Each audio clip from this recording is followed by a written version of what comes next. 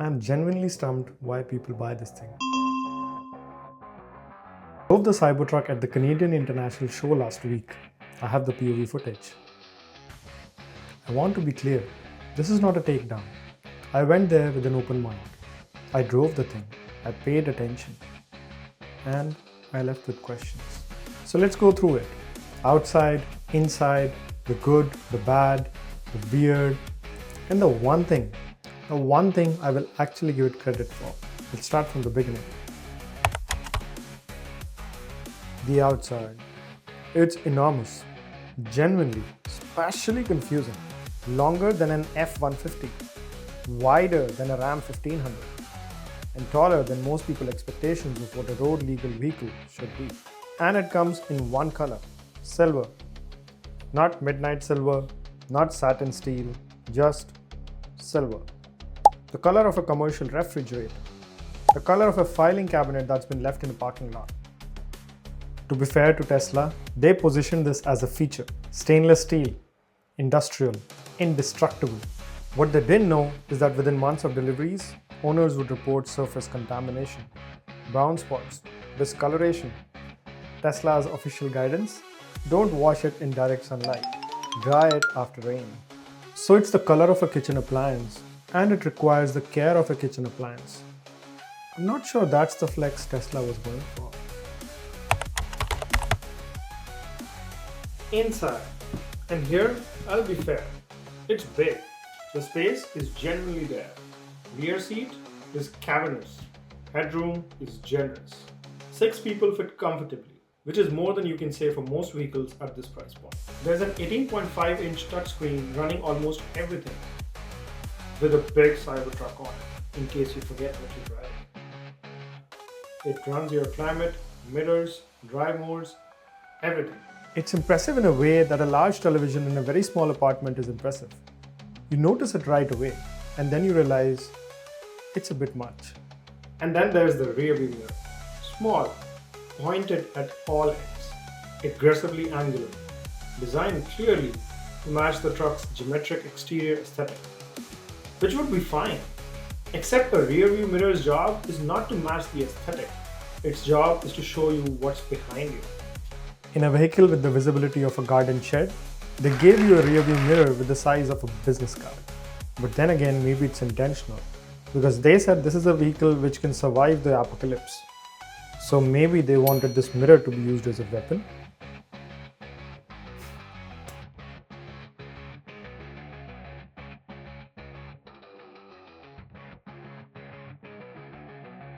It's not a wiper, it's a samurai sword. Again, you can use it as a weapon in apocalypse. The drive, in 2 very distinct chapters. Chapter 1, speed. 845 horsepower, 3 electric motors, 0 to 60 in 2.6 seconds, in nearly 7,000 pounds of stainless steel. That is great. I'll be straight with you. The acceleration is absurd. Instant torque, no warning, no drama. Your body moves before your brain registers what happened. It's genuinely shocking in a way I wasn't prepared for. So, credit. It's fast. Moving on. Chapter 2. Everything else. The moment you slow down, try to navigate, try to maneuver, try to do anything that isn't a straight line, a completely different vehicle appears. The tires, 35-inch all-terrain units, start to rumble at low speed. The whole truck shakes. It's not aggressive. It's not dangerous. Maybe it is. But it's very, very inelegant. Like the truck is quietly protesting being asked to be subtle. The steering gives you nothing back. Steer by wire, technically at glance, experientially empty. You're not driving, you're aiming. There's no conversation between your hands and the road. You just steer and you hope for the best. And those proportions, the ones that look bold from the outside, inside the vehicle, they become a genuine problem. You can't feel where the edges are. You slow down for things you don't need to, and you don't slow down for things that you need to. You check mirrors that are too small to actually help you. I think we're paying $100,000 to be Tesla's test subjects. Right. The one thing I'll give it: full self-driving. Tesla's driver assistance system. I've been skeptical of FSD for years. The claims have consistently outrun the reality. By experiencing it in person, the way the system reads the environment, anticipates, responds, it's the most capable driver assist system I've encountered, genuinely ahead of the competition. But here's the thing though, you can get the FSD in a Model Y at half the cost. So why get the Cybertruck? You're paying an extra $55,000 minimum for the privilege of driving something that handles like a panicked refrigerator at low speed, has the rear visibility of a submarine, and comes in the color of an office kitchen. The Model Y is right there. Just saying. One final thought. Tesla built this truck out of stainless steel.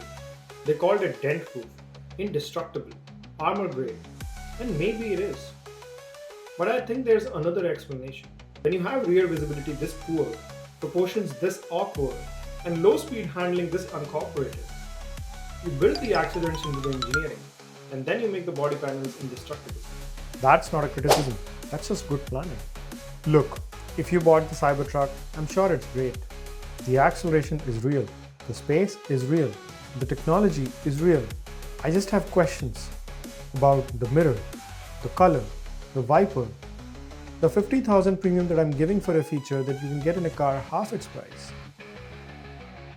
So why get it? Maybe you have answers. Drop them in the comments. I'll read everyone. And if you want more coverage from CIAS 2026, the Bugatti Mistral, the McLaren F1, the Koenigsegg Jesko attack, and lots more, hit that subscribe button because there's one video coming every week.